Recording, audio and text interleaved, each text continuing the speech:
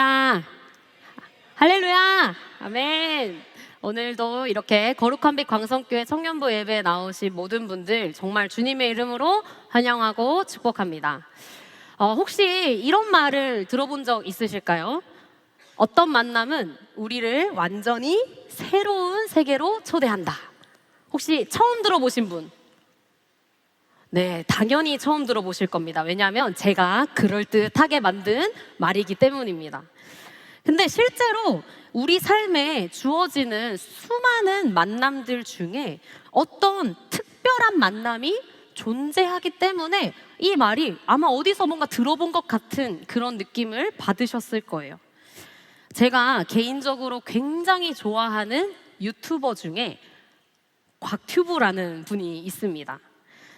대부분 다 아실 거예요. 굉장히 구독자 수도 많고 200만 명을 현재 돌파하고 방송에도 얼굴을 비추면서 이제 2024년에는 한국 방송대상 최우수 예능인상까지 탔습니다. 그래서 이 분의 인생을 이렇게 한번 들여다보면 사실 학창시절 때 굉장히 지독한 학교 폭력을 많이 당했다고 합니다. 어떤 쉽지 않은 가정 형편 그리고 외모 이런 이유들을 바탕으로 그런 학교 폭력을 꽤 오랫동안 해서 이제 학교도 자퇴를 하고 막 이런 이유들이 있었는데 여러 우여곡절 끝에 결국에는 이 곽튜브가 아제르바이잔이라는 나라에서 이제 대사관으로 일을 하게 된 거죠. 그러면서 이제 한류 열풍이 있으니까 아제르바이잔에서 유튜브 시장을 한번 공략해 봐야겠다 하면서 초창기에 이제 곽튜브님이 이제 했는데 유튜브를 조금씩 했는데 조회수나 이제 구독자 수가 처음에 잘 안 나왔대요. 네. 그래서 대부분 이제 대사관 일을 하면서 이제 부업처럼 하셨는데 중간중간 유튜브를 접기도 했다고 합니다. 그러다가 이 곽튜브에게 아주 운명적인 만남이 일어납니다. 이제 곽튜브보다 더 유명한 우리가 너무 잘 알고 있는 또 여행 유튜버 빠니보틀입니다. 네, 제가 이 두 사람을 되게 좋아하거든요. 그래서 이렇게 되게 연인처럼 나오셨는데 네, 아무 관계 아니시고 굉장히 친한 이런 인연이 이제 생겼어요. 그래서 곽튜브 씨는 실제로 평생의 은인이다라고 말할 정도로 이 빠니보틀과의 친분을 자랑합니다. 이미 그때 당시에 대형 유튜버였던 빠니보틀을 곽튜브가 그 당시에 이제 기회를 만나 우연히 같이 아제르바이잔에서 여행도 하고 친분을 쌓게 된 거죠. 그리고 그 빠니보틀이 수익을 보여주자 그 수익을 보고 전업 유튜버로 전향해야겠다라고 결심했다고 합니다. 그리고 현재 2021년 세계 여행을 떠났고 그리고 러시아와 우즈베키스탄에서 찍은 영상들이 호평을 받으면서 이제 대형 유튜버 반열에 들어서게 된 거죠. 곽튜브는 이미 존재로 빠니보틀을 알고 있었어요. 유명하지 않았을 때도. 그러나 만약 그 곽튜브라는 사람의 인생에서 빠니보틀이라는 사람과의 실제적인 만남이 없었다면 과연 곽튜브가 지금처럼 이렇게 성공할 수 있었을까요? 아무도 모를 일이겠죠. 그러나 이처럼 우리 인생에서 어떤 누군가와의 존재만 아는 사이가 아니라 실제적인 어떤 만남은 우리의 인생을 180도 바꿔놓기도 한다는 것을 말씀드리고 싶었습니다. 근데 다만 문제는 그 특별한 만남이 언제, 어떻게 우리의 삶에 찾아오는지 아무도 모른다는 거죠. 이번 8월에 시리즈 설교 주제이자 또 곧 시작될 여름 수련회를 우리가 기다리고 사모하는 것도 바로 이런 만남을 우리가 기대하기 때문인 것 같습니다.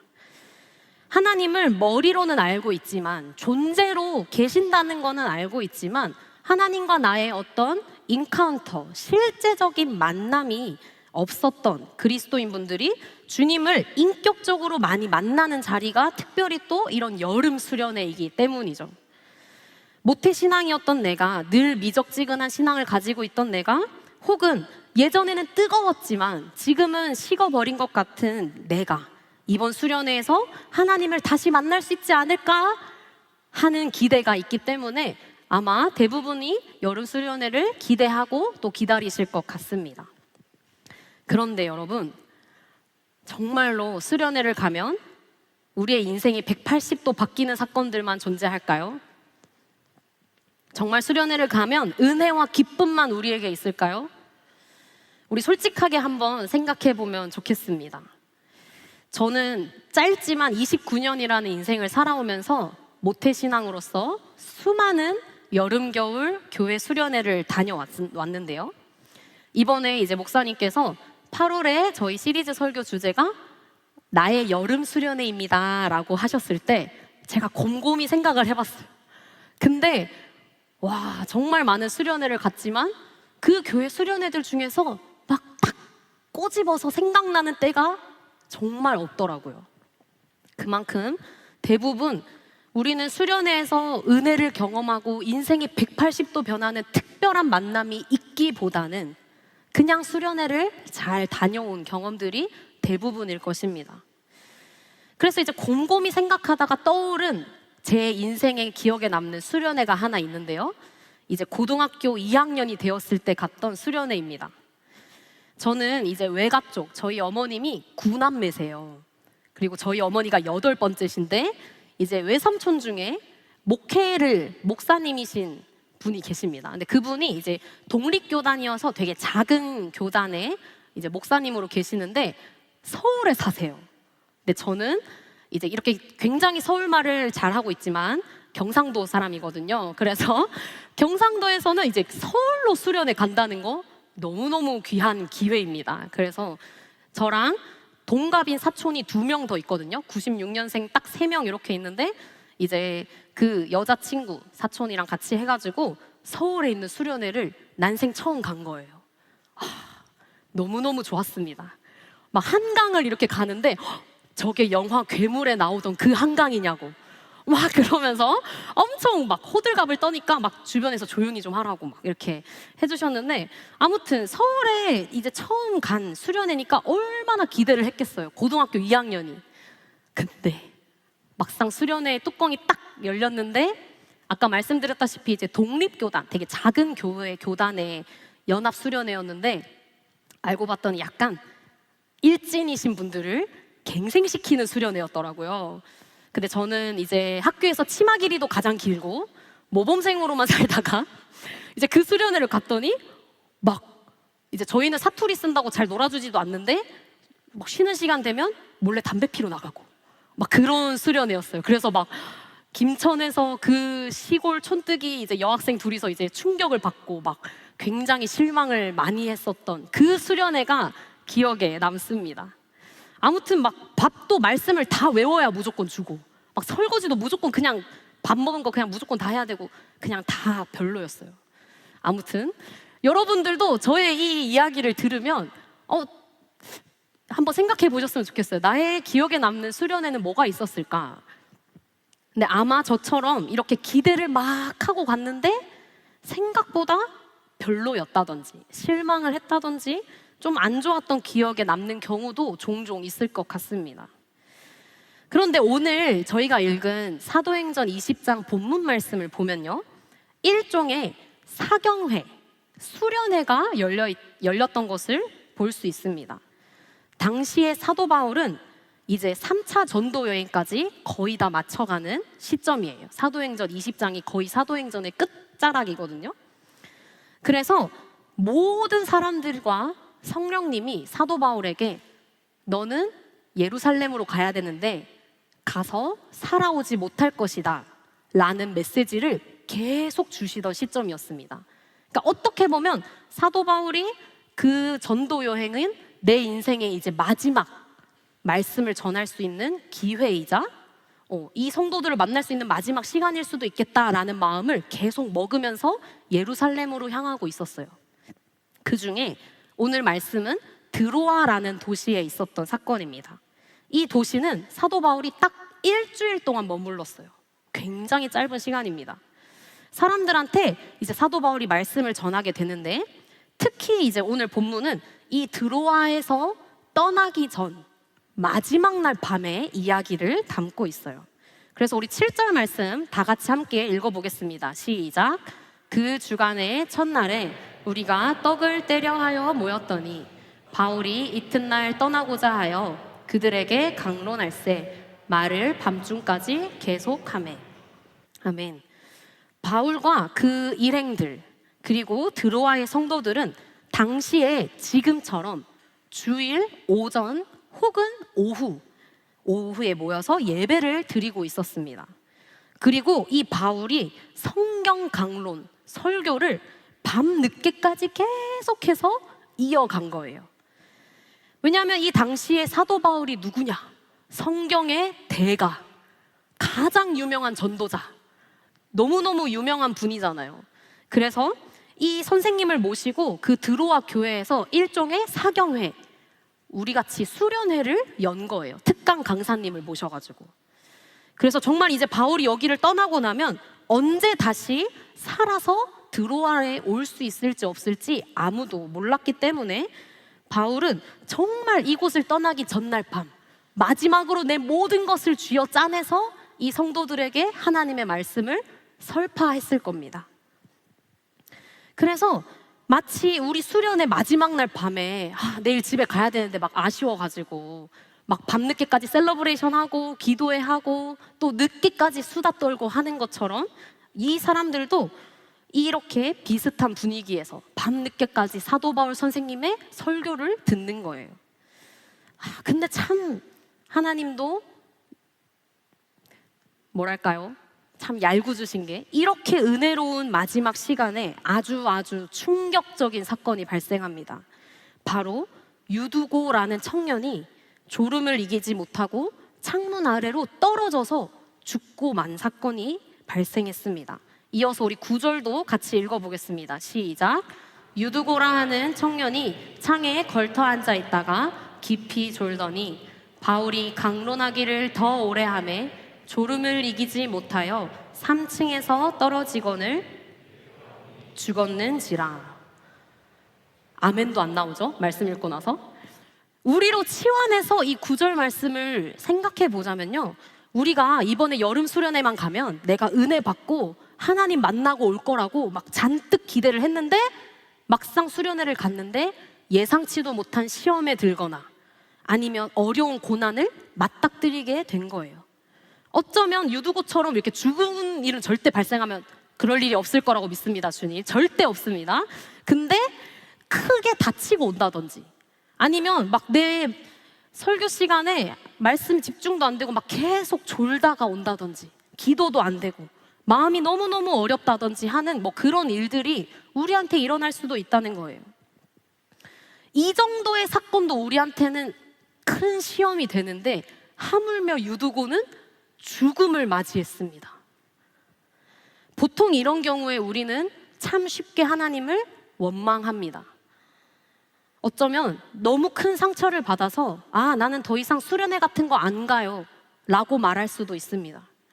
마지막일지도 모르는 사도 바울의 마지막 그 설교 시간에 열심히 들어와 성도들한테 자신의 모든 것을 다해서 설교하고 있는 그 사도 바울의 사역 중에 하나님은 왜 이런 충격적인 사건을 일어나게 하셨을까요?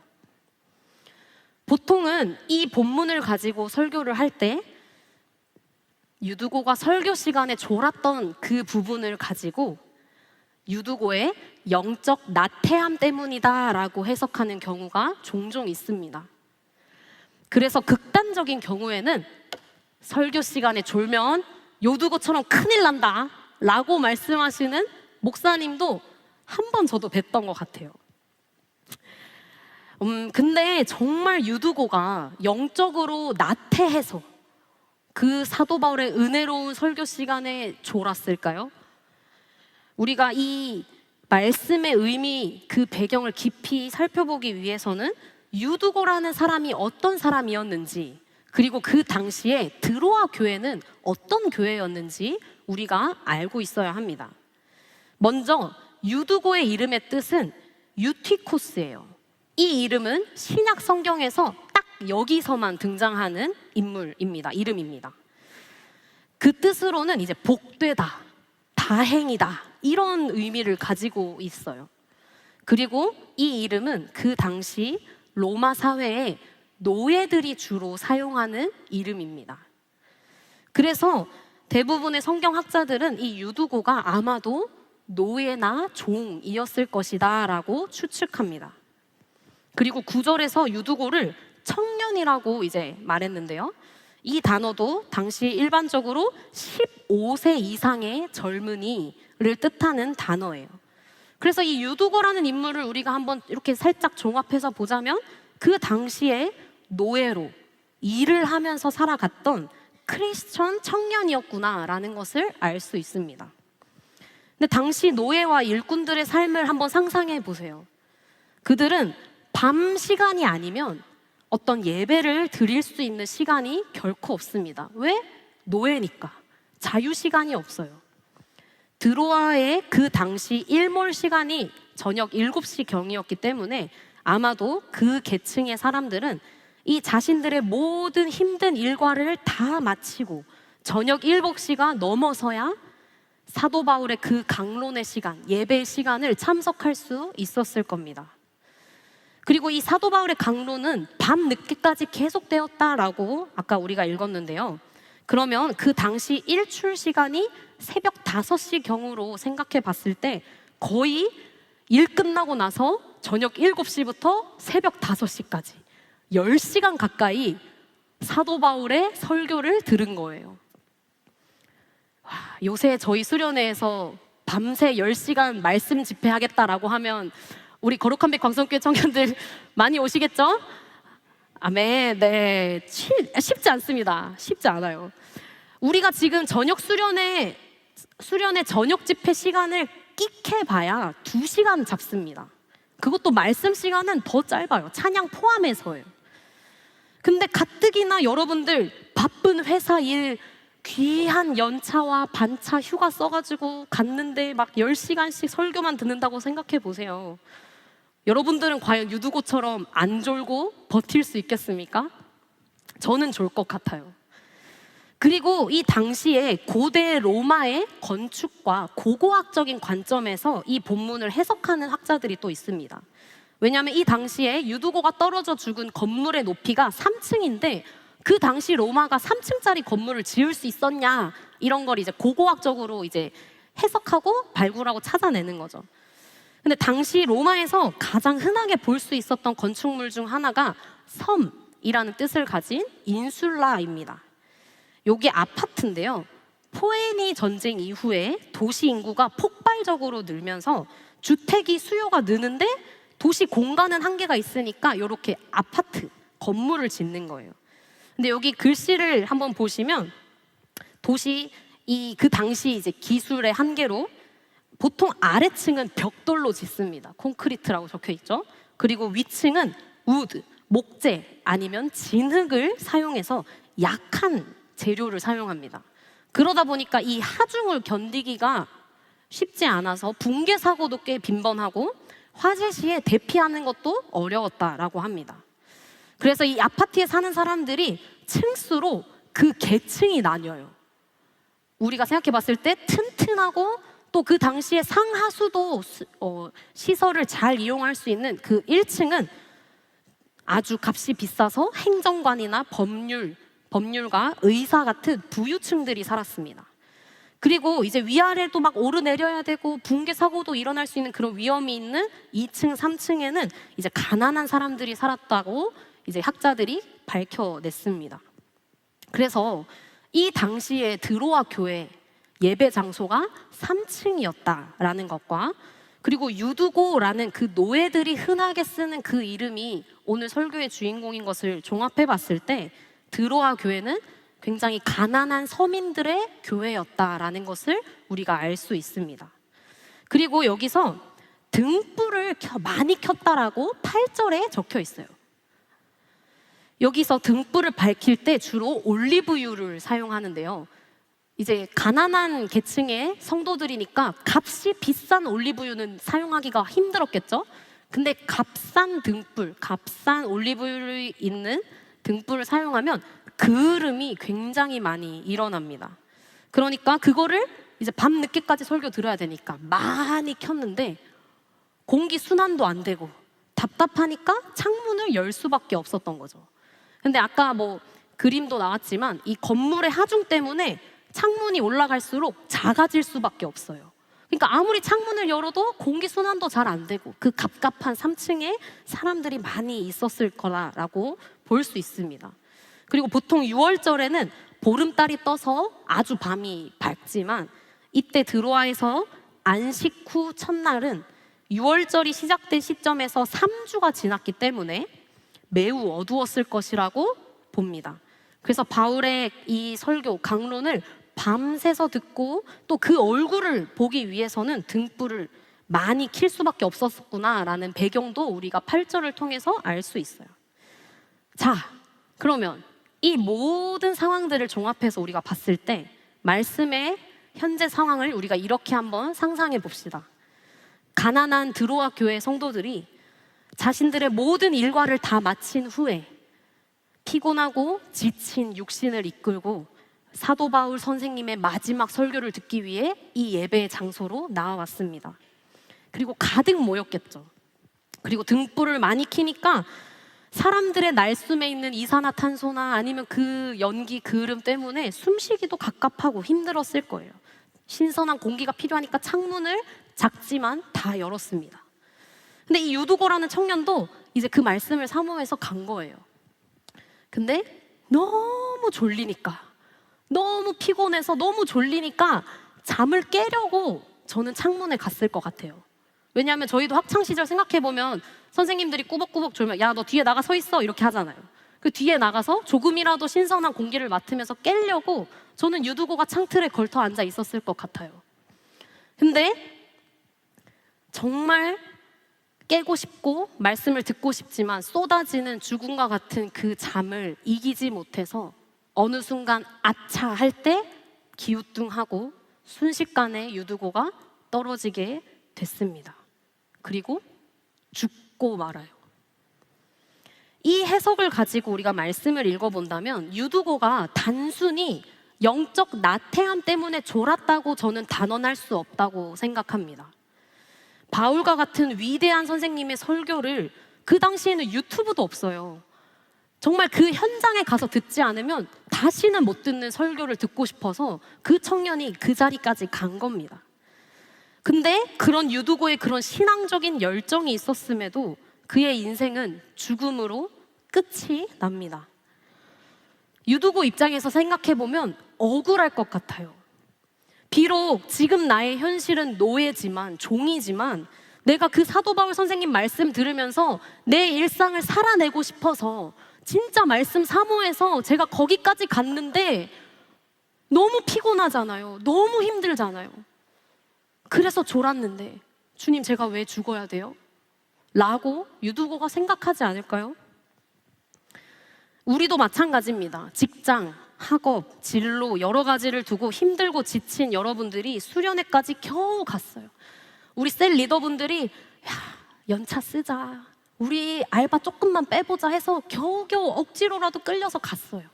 근데 갔더니 설교 때는 자꾸 졸게 되고 기도도 안 되고 조언들도 별로고 덥고 수련회 밥도 맛이 없고 심지어 만약에 다치기라도 한다면 우리의 마음은 막 모든 게 짜증나고 싫고 그러지 않겠습니까? 감사한데 정말 감사한 하나님의 복음은 오늘 말씀이 9절에서 끝나지 않는다는 것입니다. 오늘 본문은 유두고가 죽었다로 끝나지 않습니다. 유두고가 떨어진 뒤에 곧바로 사도 바울은 3층을 쏜살같이 뛰어내려갑니다. 그리고 유두고의 죽은 그 몸 위에 자신의 몸을 덮고 그 몸을 껴안아서 기도하는 장면이 등장합니다. 우리 10절 말씀도 같이 함께 읽겠습니다. 시작. 바울이 내려가서 그 위에 엎드려 그 몸을 안고 말하되 떠들지 말라, 생명이 그에게 있다 하고. 여기서 누구 위에 엎드리다라는 그 표현은요, 성경에서 굉장히 독특한 상황에서만 사용됩니다. 구약에서는 엘리야 선지자가 사르밧 과부의 죽은 아들을 살릴 때 그 몸 위에 엎드렸다라는 표현이 쓰이고요. 또 엘리사 선지자가 수넴 여인의 죽어있는 그 아들을 살리기 위해서 몸을 엎드렸다라는 그 행위로 묘사되는 단어예요. 그래서 10절에 바울이 그 위에 엎드렸다라고 표현되어 있는 건 마치 그 두 선지자의 모습을 연상케 합니다. 그리고 제가 강조하고 싶은 건 그 몸을 안고라는 표현이에요.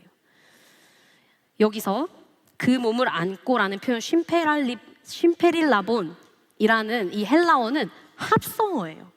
그리고 오직 여기에서만 쓰인 단어입니다. 그래서 같이, 동시에 라는 뜻을 가진 맨 앞에 쉰 전치사와 뭐뭐의 둘레에 라는 뜻이 있는 페리, 그리고 맨 끝에 잡다, 쥐다 라는 뜻을 가진 람바노 라는 뜻을 가져서 이것을 우리가 직역하면 함께 그 둘레를 꼭 껴안다 라는 단어입니다. 죽어버린 유두고에 대한 이 바울의 그 행동 하나하나를 뜯어보면 얼마나 그 영혼을 향한 사랑함, 긍휼함이 있었는지를 우리가 이 말씀을 통해서 엿볼 수 있어요. 그리고 순식간에 일어난 이 사건 때문에 놀라고 당황해서 수군거리는 그 드로아 성도들을 향해서 이렇게 선포합니다. 떠들지 말라. 생명이 그에게 있다. 생명이 그에게 있다. 여기서 사용된 생명이라는 헬라어 푸시케는요, 영혼을 뜻하는 단어입니다. 그래서 이 고대 헬라 문헌을 보면 영혼에 대한 이해는 육체보다 영혼이 더 뛰어난 걸로 이해했어요. 그래서 영혼이 육체를 떠나가면 이제 이 육체가 완전히 그 생명을 잃는다라는 그 헬라 사람들의 어떤 공통적인 세계관이 있었어요. 그래서 유두고의 지금 몸이 죽었지만 생명이 그 안에 있다라고, 푸시케가 떠나지 않았기 때문에 아직 죽지 않았다라고 말하면서 사람들을 안심시키는 사도 바울의 모습이 등장합니다. 그리고 정말로 유두고는 성경에서 8번째로 완전히 죽었다가 소생한 사람이 됩니다. 그래서 어떤 사람들은 이 성경 본문을 보고 그때 유두고가 죽은 게 아니라 기절한 거 아닐까? 라는 이야기도 합니다. 근데 대부분의 학자들은 이 사도행전의 저자 누가가 그 당시 의사였어요. 의사가 그것을 기록했을 때, 그리고 그 사건을 목격했을 때 죽었다라고 완전히 표현한 것은 정말 심정지 상태의 죽은 상태였다라는 것을 우리가 알 수 있습니다. 그래서 결국에 완전히 죽었던 그 유두고가 바울의 그 대처와 그 사랑과 기도로 생명이 떠나지 않고 다시 살아나게 된 것입니다. 이 사건은요, 3가지의 의미로 우리가 정리해 볼 수 있습니다. 먼저 사도 바울의 예루살렘으로 향하는 마지막 전도 여행 일정 중에 드로아 교회가 믿음의 확실함을 가질 수 있도록 이 사건이 일어난 것입니다. 12절, 우리 마지막 절도 같이 함께 읽겠습니다. 시작. 사람들이 살아난 청년을 데리고 가서 적지 않게 위로를 받았더라. 아멘. 이 죽음에서 살아난 유두고는요, 드로아 교회에게는 살아있는 하나님의 증거였습니다. 아주 큰 위로가 되었어요.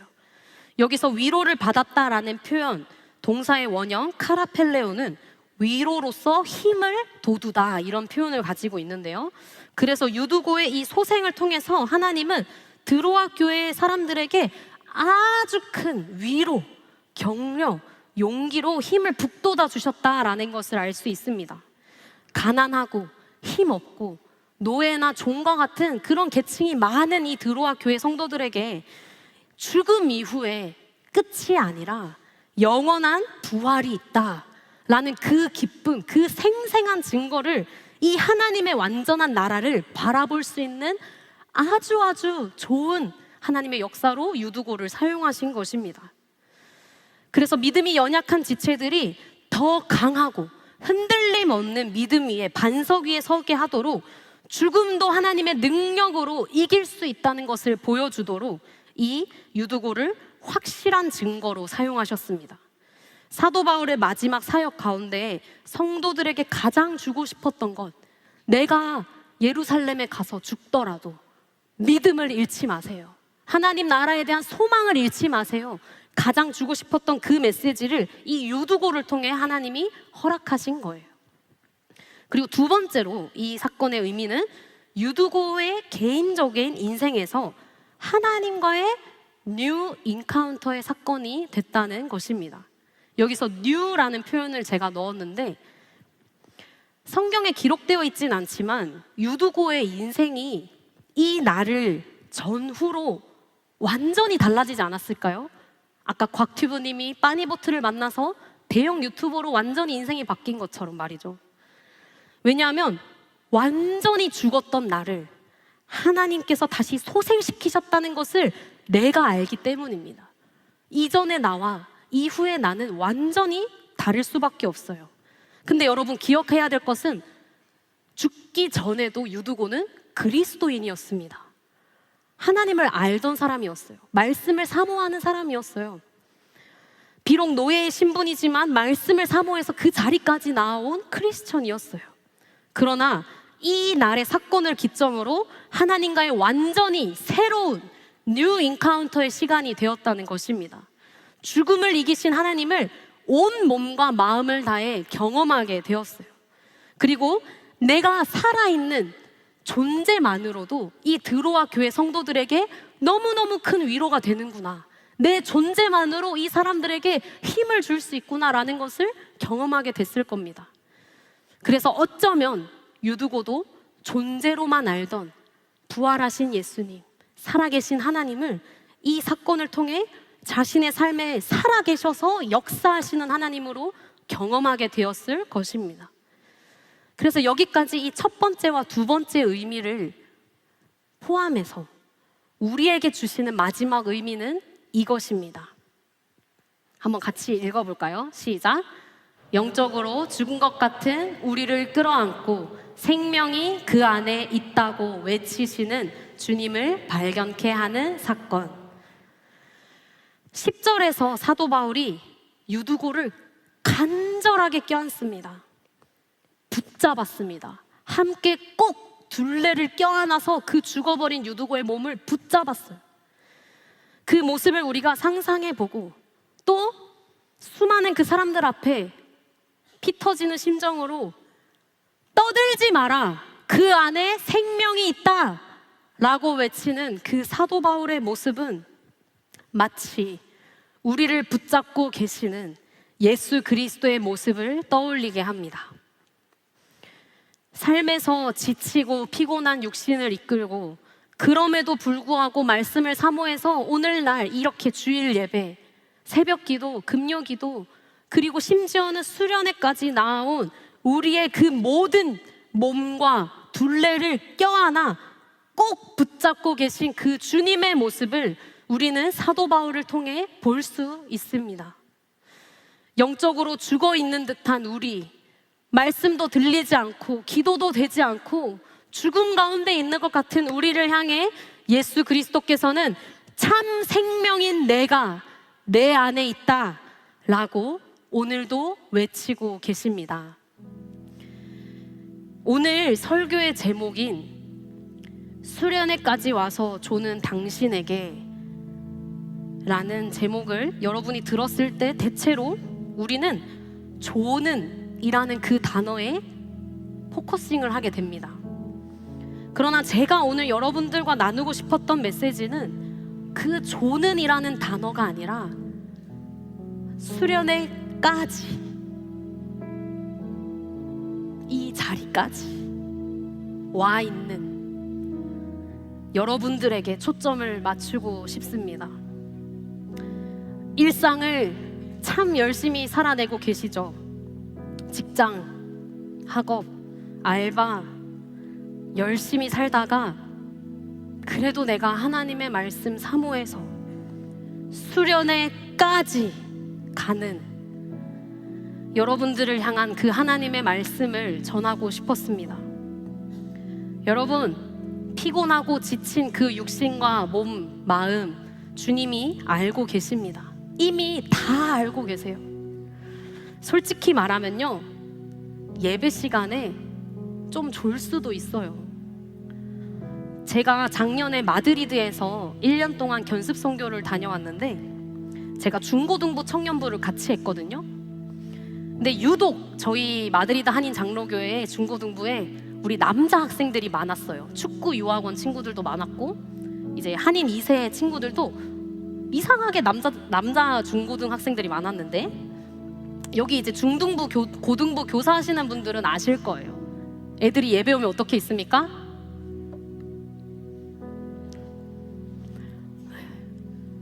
엄마 손 끄집혀가지고 집사님이 가자 해가지고 그 자리까지 와가지고, 사람도 몇 명 없었거든요. 딱 요만큼 제 앞에 이렇게 있었는데 제가 앞에서 아무리 찬양을 해도 안 따라 불러요.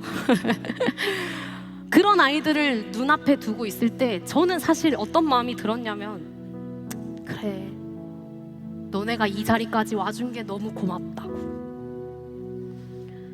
그렇게 오기 싫은 그 애들이 그래도 순종한다고 그 자리까지 와 있는 게 저는 되게 감사하더라고요. 물론 짜증도 나지만 정말 감사하고, 졸더라도 예배 자리에 와서 졸고 있는 네 모습이 참 예쁘다, 이런 생각을 했습니다. 어쩌면 하나님도 그런 마음이실지 모르겠습니다. 그렇게 겨우 휴가를 쓰고 겨우 수련회 시간 내서 와준 여러분들을 바라보고 있는, 오늘 주일 예배 와가지고 혹은 졸고 있는 누군가를 바라보는 그 하나님의 시선이 말입니다. 근데 그렇게 갔는데 심지어는 그 수련회에서 시험 드는 사건이 일어날지도 모른다는 거죠. 유두고는 그날 내 삶의 마지막 날이라고, 죽음이 있겠다고 알았겠습니까? 그런데 오늘은 우리가 읽은 그 본문은 유두고의 죽음으로 끝나지 않습니다. 완전히 죽었던 유두고, 그날 다시 새롭게 살아났습니다. 우리의 인생도 영적으로 졸고 있고 죽음으로 결코 끝나지 않습니다. 반드시 우리 안에는 생명이 있습니다. 우리의 참 생명 대신, 길이요 진리 대신 예수 그리스도가, 그분이 보내신 보혜사 성령 하나님이 여러분 한 사람 한 사람 가운데 계십니다. 그래서 이것을 우리 광성 청년분들이 믿으시기를 소망합니다. 이번 수련회에서, 아니 매주 드려지는 이 예배에서 여러분들을 꼭 끌어안고 눈물로 기도하고 계시는 성령님을 만났으면 좋겠습니다. 그리고 그 하나님과의 새로운 뉴 인카운터, 존재로만 알던 하나님이 아니라 내가 만난 나의 하나님, 내가 만난 하나님, 그 뉴 인카운터가 여러분들의 삶에 있었으면 좋겠어요. 이제 아까 설교를 시작하면서 제가 고등학교 2학년 때 방문했던 그 수련회 얘기를 잠깐 해드렸죠. 분위기도 안 좋고 일진들 갱생시켜가지고 하는 그 수련회, 심지어 시간도 길었어요. 3박 4일이나 있어요. 너무 지겨웠습니다. 근데 그 마지막 날 어떤 일이 있었냐면, 제가 처음 예수님을 만났어요. 모태신앙이었던 제가 처음 정말 하나님 살아계시구나 라는 거를 전혀 기대도 안 하고 실망만 하던 그 수련회 마지막 날 밤에 펑펑 울면서 콧물 기둥을 만들면서 하나님을 만났습니다. 이처럼 우리가 수련회 가서 은혜를 못 받고 실망하게 되는 게 여러분들만의 영적 나태함이나 어떤 잘못 때문이겠습니까? 유두고가 졸다가 죽은 게 그의 잘못이 아니었습니다. 그의 영적인 나태 때문만이 아니었습니다. 그것을 통해 일하시는 하나님의 역사가 있었기 때문입니다. 하나님과의 완전히 새로운 인카운터를 경험하기 위해 유두고는 그날 죽어야 했습니다. 그리고 드로아 교회의 공동체를 위로하시기 위한 하나님의 강권적인 은혜의 역사였습니다. 어쩌면 여러분도 이번에 가서 불평불만이 더 많을 수도 있어요. 싸우거나 다치거나 어떤 안 좋은 일들 때문에 수련회 괜히 왔어, 이런 말을 하게 될지도 모르겠습니다.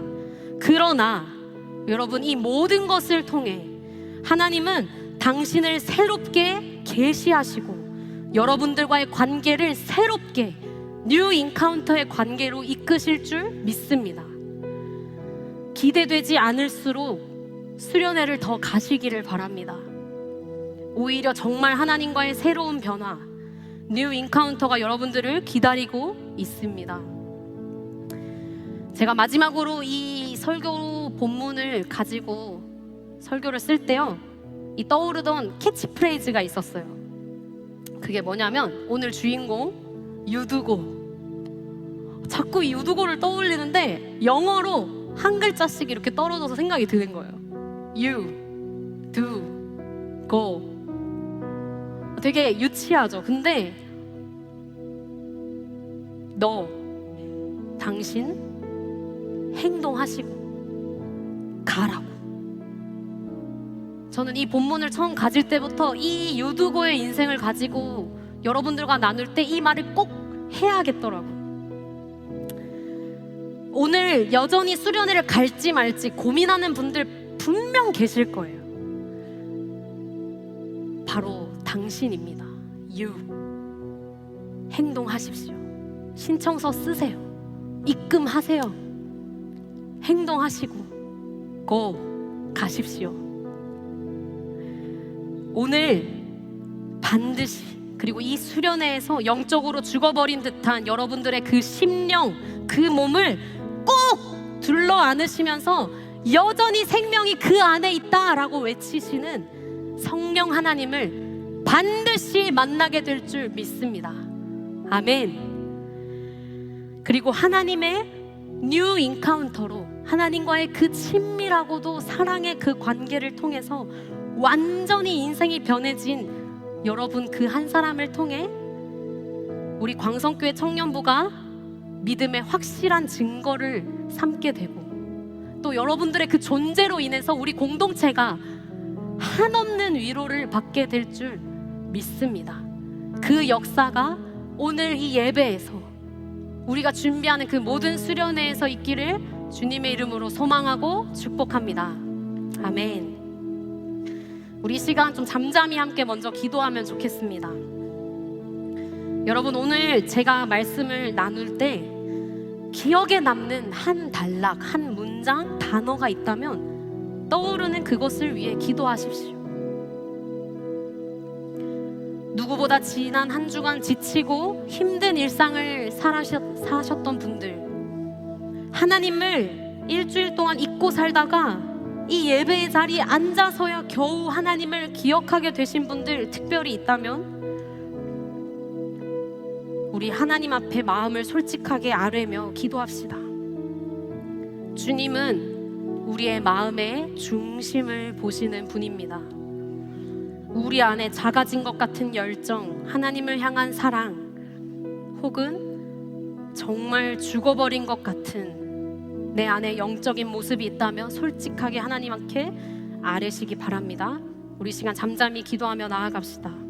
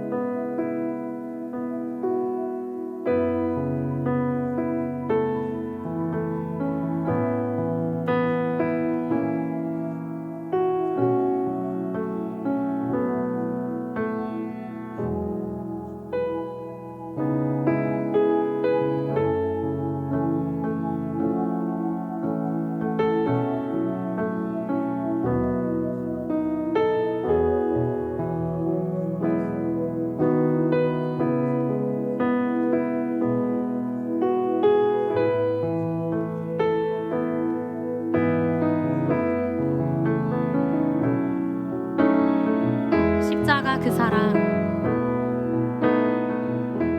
십자가 그 사랑, 멀리 떠나서 무너진 나의 삶 속에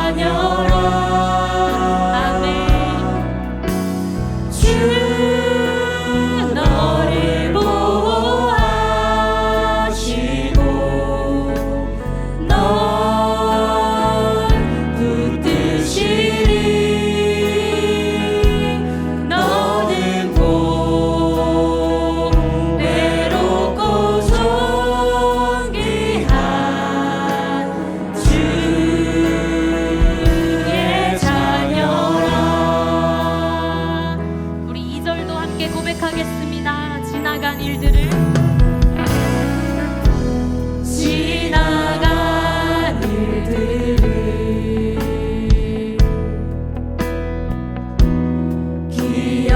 기억하지 않고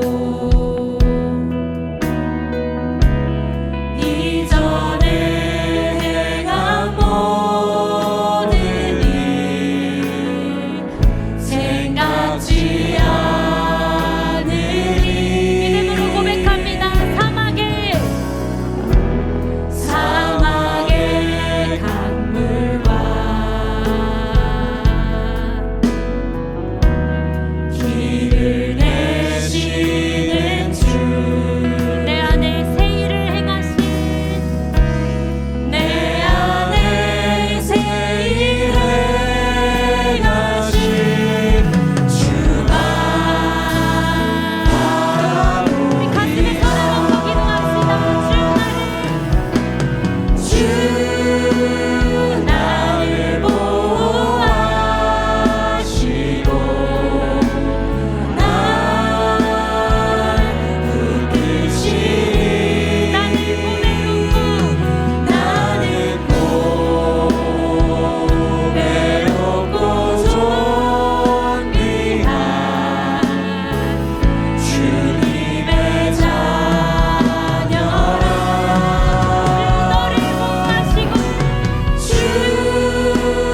너를 보호하시고 널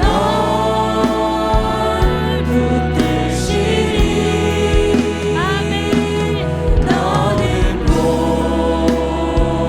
고배롭고 존귀한 주의 자녀. 나를 보호하시고 주 나를 보호하시고 나를 붙드시리. 아멘. 우리를 꼭 불러안고 계신 주님을 찬양합니다. 나는 고배롭고 존귀한 주님의 자녀라. 너를 보호하시고 주 너를 보호하시고 널 붙드시리. 너는 고배롭고 존귀한 주의 자녀라. 우리 시간 마지막으로 함께 기도하실 때 우리 정말 간절히 기도하면 좋겠습니다. 우리를 붙잡고 계신 하나님을 이 시간 바라보십시오. 사도 바울이 그 죽어버렸던 유두고를 꼭 둘러안고 포기하지 않고 생명이 그 안에 있다 외치고 있는 그 사도 바울의 모습이 오늘 여러분을 붙들고 계신 주님의 모습입니다. 그 십자가 사랑이 우리의 죽어버린 것 같은 심령을, 우리의 돌과 같은 마음을 회복시키시고 다시금 주님을 바라보게 하실 줄을 믿습니다. 여러분 믿으시며 기도하십시오. 주님께서 여러분을 반드시 찾아오실 줄 믿습니다. 오늘 그 계기가 우리 주님을 만나는 하나님과의 뉴 인카운터가 오늘의 이 예배와 또 우리가 앞으로 있을 그 모든 수련회 가운데 있기를 간절히 사모하면서 우리 시간 주여 한번 외치시고 기도하겠습니다. 주여!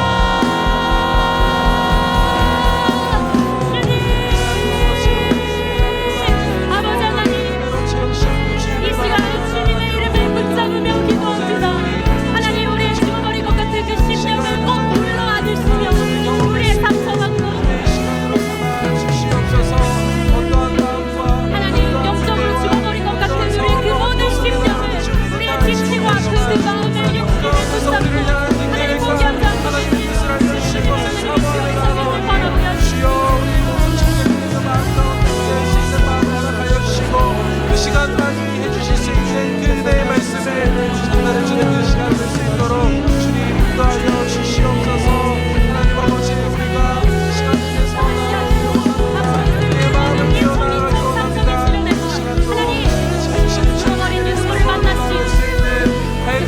하나님의 심령을 허락하여 주시고 하나님의 은혜를 공급받고 다시 새 힘으로 나아갈 수 있도록 주님 그 시간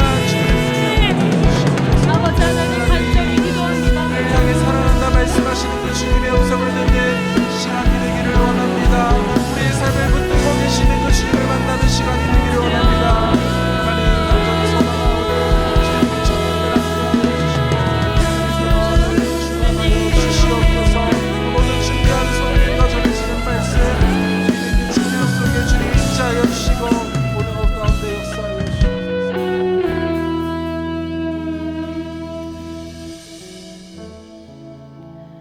오늘 말씀에 유두고를 살리신 그 하나님의 능력이 머리 숙여 기도하는 우리 모든 광성 청년들에게 있기를 간절히 소망합니다. 수련회까지 가서 졸고 힘들고 지친 육신이 있는 것을 주님 이미 알고 계시지요. 우리 청년들 그럼에도 간절히 주님을 사모해서 돈을 내고 시간을 쪼개어 그 수련회까지 간 것 주님 이미 알고 계시지요. 간절히 기도하오니 우리 사랑하는 청년들 만나 주십시오. 하나님과의 새로운 뉴 인카운터가 있게 하여 주시고 오늘 이 예배에 나온 그 모든 한 청년 한 청년으로부터 그 역사가 일어나게 하여 주시옵소서. 그 믿음이 없는 자들에게 오늘 사도 바울의 모습이 생생한 증거로 보여지기를 원합니다. 이미 죽어서 피가 낭자한 그 유두고의 몸 위에 자신의 몸을 덮고 이미 죽어서 영혼이 떠난 것만 같은 그 육신을 붙잡고 생명이 그 안에 있다고 외치는 사도 바울의 그 처절한 모습이 우리 사랑하는 청년들에게 주님이 나를 이렇게 사랑하시는구나 라는 증거가 되기를 간절히 기도합니다. 주님 말씀하여 주십시오.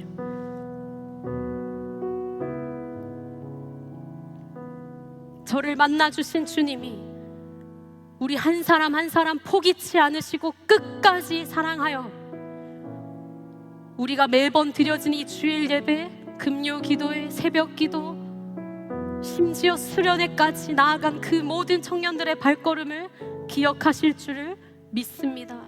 주님께 모든 영혼들을 맡겨드립니다. 고민하고 있고 망설이고 있는 지체들이 있다면 하나님 오늘 밤 찾아와 주시고 내가 너를 만나고 싶다고 말씀해 주십시오. 그리고 이 수련회를 사모하는 우리 모든 청년들 되게 하여 주시옵소서. 감사드리며 이 모든 것 우리 주 예수 그리스도 이름으로 기도합니다. 아멘.